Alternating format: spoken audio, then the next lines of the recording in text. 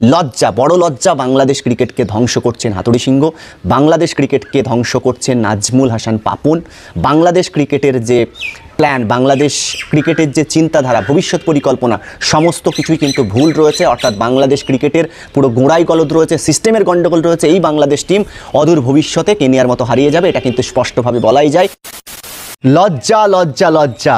এবার বাংলাদেশ ক্রিকেট দল হেরে গেল আমেরিকার কাছে, যে আমেরিকা অ্যাসোসিয়েট নেশন, আর বাংলাদেশ হলো আইসিসির পূর্ণ সদস্যের দল। লজ্জা লজ্জা লজ্জা।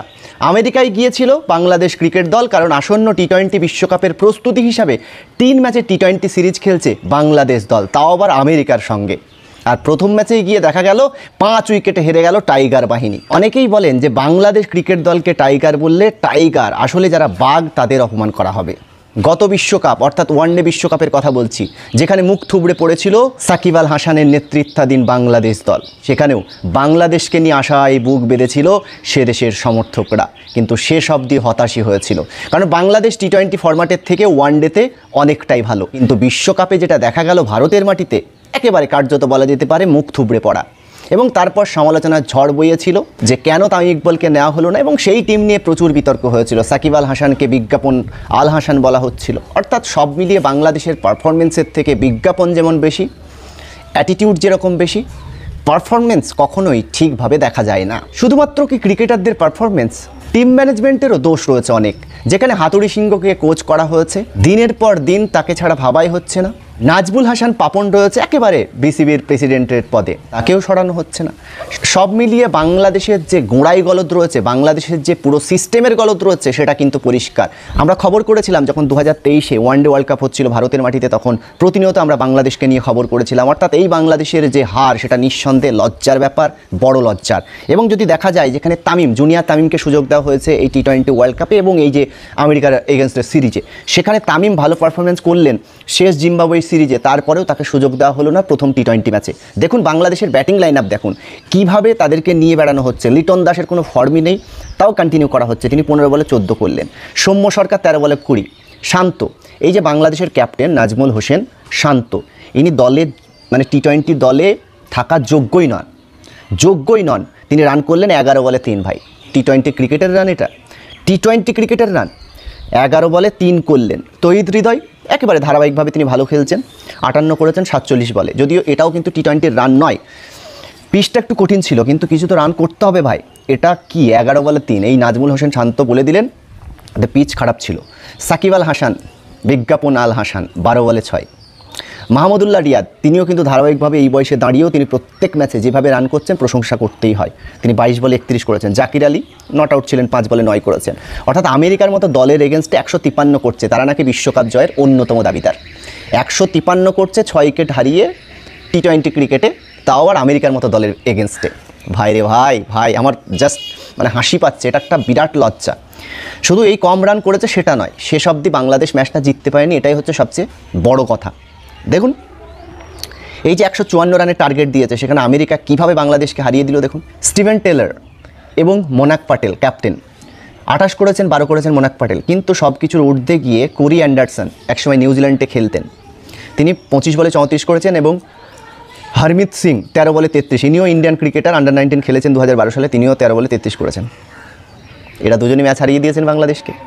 এবং বাংলাদেশের পারফরমেন্স দেখুন, যে মুস্তাফিজুর রহমান ভারতে এসে আইপিএলে মাতাচ্ছিলেন, সেই মুস্তাফিজুর রহমান 4 ওভারে 41 রান দিয়েছেন, উইকেট যদিও পেয়েছেন 2টো, কিন্তু এই যে ডিফেন্ড করতে না পারা শেষ অবধি, বাংলাদেশের এই যে পরাজয়, সেটা নিঃসন্দেহে চিন্তায় রাখবে।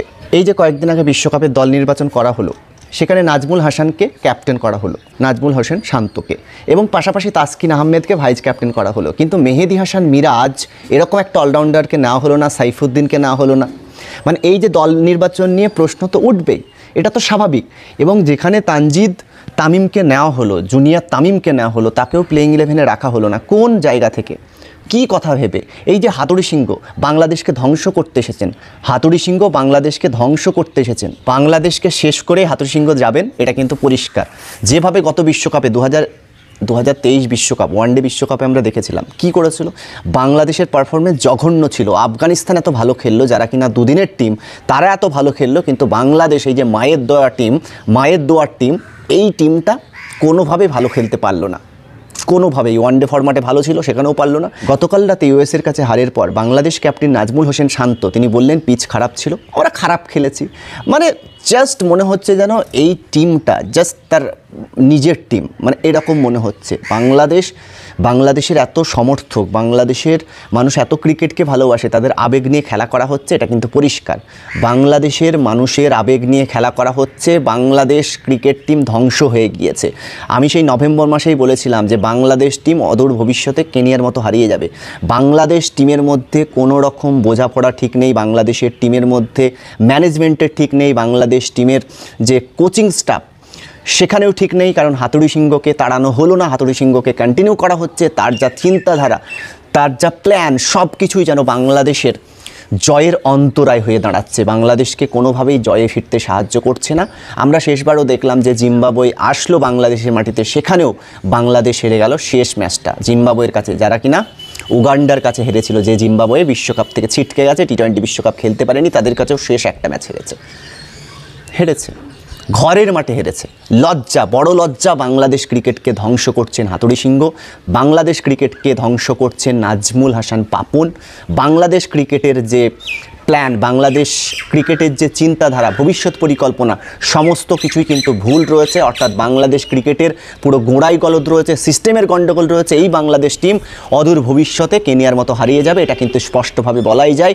একেবারে বাংলাদেশের বোর্ড প্রেসিডেন্ট নাজমুল হাসান পাপন, তাকে যখনই জিজ্ঞেস করা হয় যে বিশ্বকাপে বাংলাদেশের কীরকম পারফরমেন্স করবে, তিনি সবসময় বলেন যে আমাদের সব সময় নেক্সট ওয়ার্ল্ড কাপ টার্গেট, আমাদের সবসময় মনে রাখতে হবে আমাদের টার্গেট নেক্সট ওয়ার্ল্ড কাপ। এই রকম বলে বাংলাদেশ ক্রিকেটের যে ভবিষ্যৎ, বিশ্বকাপ জেতার যে খিদে, বিশ্বকাপ জেতার যে ইচ্ছে, সেইটাই আর বাংলাদেশের মধ্যে থাকে না ভাই। বাংলাদেশের মানুষের আবেগ নিয়ে খেলা করা হচ্ছে, রাজনীতির শিকার হয়ে বাংলাদেশ ক্রিকেট টিমটা একেবারে শেষ হয়ে যাচ্ছে। যেখানে যাদেরকে দরকার, বাংলাদেশ টিমের পারফরমেন্স 0, অ্যাটিটিউড 100% ভাই। এরকম মানসিকতা থাকলে বাংলাদেশ কোনোদিন এগোতে পারবে না। বাংলাদেশ 2023 ওয়ার্ল্ড কাপে, যেখানে ওয়ানডে ফরম্যাটে এত ভালো বাংলাদেশ দল, তারাই কিনা ভালো খেলতে পারলো না ওয়ানডে বিশ্বকাপে ভাই। তখন তার থেকে আফগানিস্তান টি-20তে বেটার বাংলাদেশের থেকে, তারাই 4টে জিতেছিল শেষ বিশ্বকাপে ওয়ানডেতে। এই বিশ্বকাপে বাংলাদেশ যেভাবে শুরু করলো, বাংলাদেশকে বিশ্বকাপ জয়ের অন্যতম দাবিদার বলে মনে করা হচ্ছিল, সেই বাংলাদেশ মুখ থুবড়ে পড়লো। এটা একটা বড় ধাক্কা। আমেরিকায় গিয়েছে আমেরিকার সঙ্গে প্রস্তুতি সারতে, যাতে ভালো হয় বিশ্বকাপে, এবং সেই দেশের কন্ডিশন যাতে মানিয়ে নেওয়া যায়, কিন্তু আদতে কোনো লাভ হলো ভাই? নাজমুল হোসেন শান্ত তিনি বলেই দিলেন ম্যাচের পরে, পিচ খারাপ ছিল, আমরা পারিনি। এ যেন হাতের মোয়া ভাই। এইভাবে হয় না, বাংলাদেশ ক্রিকেট অদূর ভবিষ্যতে হারিয়ে যাবে। বাংলাদেশ ক্রিকেটের এই যদি হাল হয়, সত্যি ভাবা যায় না। মুস্তাফিজুর রহমান তিনি আইপিএল মাতালেন, কিন্তু ওখানে গিয়ে একেবারে বেধড়ক মার খেলেন। অর্থাৎ বাংলাদেশের যে প্ল্যান, বাংলাদেশের যে টিম ম্যানেজমেন্ট, তাদের সিদ্ধান্ত সবসময় বুমেরাং হয়ে যাচ্ছে। তাদের সদিচ্ছা রয়েছে কিনা বাংলাদেশকে জেতানো, সেটা নিয়ে কিন্তু প্রশ্ন উঠছে। অর্থাৎ এইরকম চলতে থাকলে বাংলাদেশ শেষ হয়ে যাবে। ইমিডিয়েটলি দল নির্বাচনে কোনো রকম রাজনীতি চলবে না। এরকম যদি সদিচ্ছা থাকে, বাংলাদেশ ক্রিকেটকে যদি উচ্চ শিখরে নিয়ে যাওয়ার কোনো প্রবল ইচ্ছে থাকে, যদি ন্যূনতম ইচ্ছা থাকে, তাহলে বাংলাদেশ টিমের পুরো সিস্টেমটার পরিবর্তন করতে হবে। কোচিং স্টাফ থেকে শুরু করে, নির্বাচক প্যানেল থেকে শুরু করে, অবশ্যই এই যে পাপন রয়েছে, একে আগে সরাতে হবে। শুনছিলাম তিনি নাকি পরের বছর শুরুতেই চলে যাবেন, কিন্তু আমি চাই তার আগেই তিনি সরে যান। থাকা যাবে না ভাই, না হলে বাংলাদেশ ক্রিকেট শেষ হয়ে যাবে। আরও 2টো ম্যাচ রয়েছে ইউএসের সঙ্গে, সেই 2টো ম্যাচ হয়তো জিতবে, কিন্তু বাংলাদেশের এই রকম যদি হাল হয়, তাহলে টি-20 ওয়ার্ল্ড কাপে কী হবে ভাই? শ্রীলঙ্কার এগেনস্টে কী করবে? সাউথ আফ্রিকার এগেনস্টে কী করবে? নেদারল্যান্ডের কাছে হারলেও অবাক হওয়ার কিছু থাকবে না। এই বাংলাদেশ এই বিশ্বকাপেও হতশ্রী পারফরমেন্স করবে, এমনটাই মনে করছে ক্রিকেট বিশেষজ্ঞরা। খুব ভালো থাকবেন, আর চোখ রাখুন শুধুমাত্র রিয়েল টিভির পর্দায়।